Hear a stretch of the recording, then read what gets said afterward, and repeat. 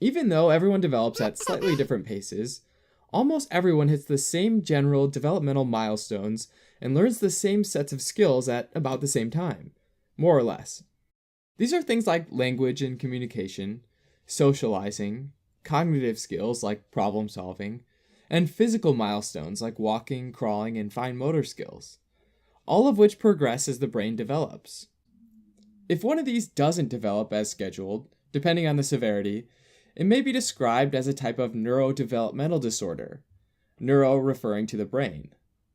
Especially when certain skills related to socializing and communicating don't proceed as normally, it can result in isolation, which is where the name autism originated, since auto means self.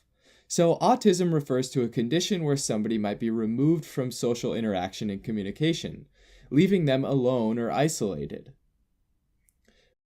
Before 2013, the Diagnostic and Statistical Manual for Mental Disorders, the 4th edition, or the DSM-4, described autism as one of several pervasive developmental disorders, which also includes Asperger syndrome, childhood disintegrative disorder, and those not otherwise specified, or PDD and OS.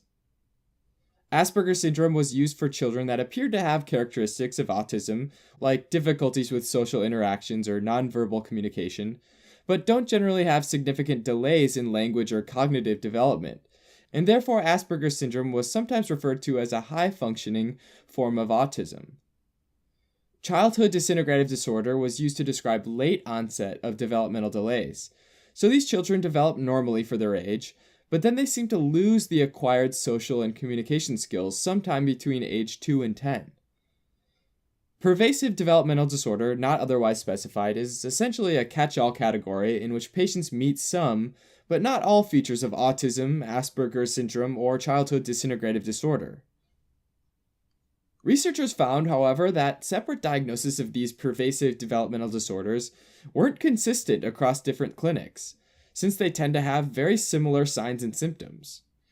As of 2013, the DSM-5, a new revised edition, removed these terms and replaced them with autism spectrum disorder, or ASD, which encompasses all of the previous pervasive developmental disorders, but uses a scale, or a spectrum, that differentiates based on the severity of two major areas: social communication and interaction deficits, and restrictive or repetitive behavior, interests, and activities.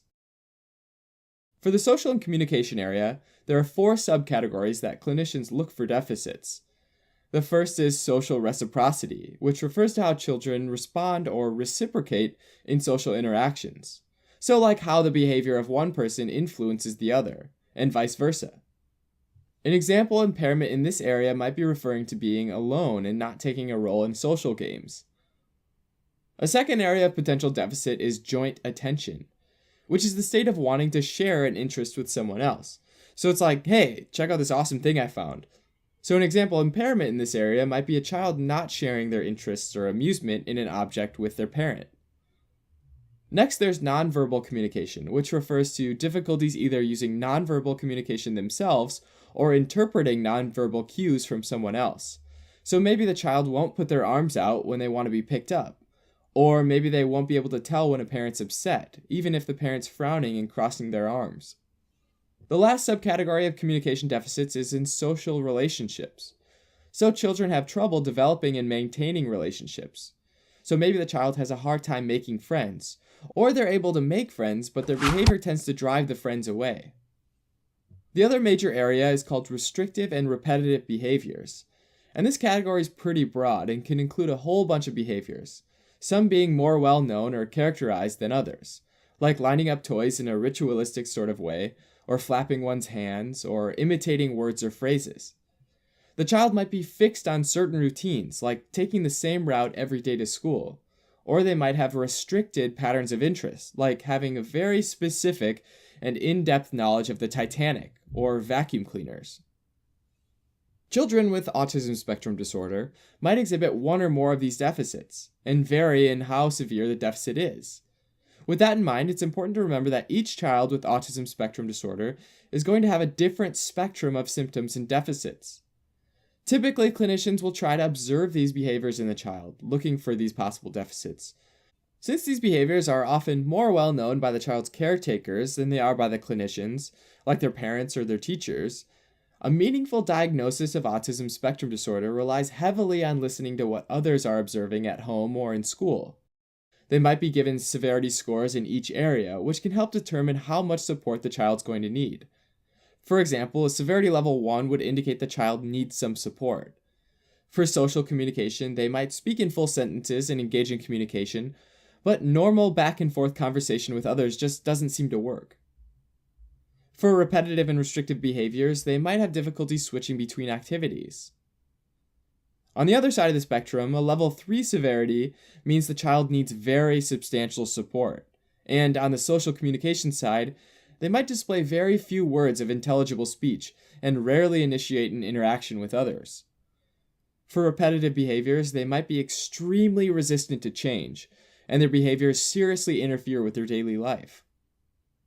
It's thought that using this scale of symptoms, as opposed to differentiating between pervasive developmental disorders, will help give a more accurate and medically useful way to diagnose individuals. For example, those with what was previously described as Asperger's syndrome would likely fall closer to severity level 1 than severity level 3. Generally speaking, autism spectrum disorder is thought to have a genetic cause, which ultimately affects brain development, specifically areas that affect social and communication behaviors. Which genes or combination of genes that are affected in autism spectrum disorder, though, is still very much a mystery.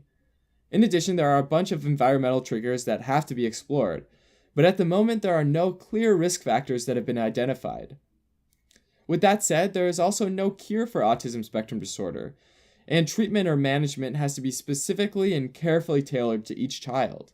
And this includes things like specialized education programs and behavior therapy that all seek to maximize quality of life and functional independence.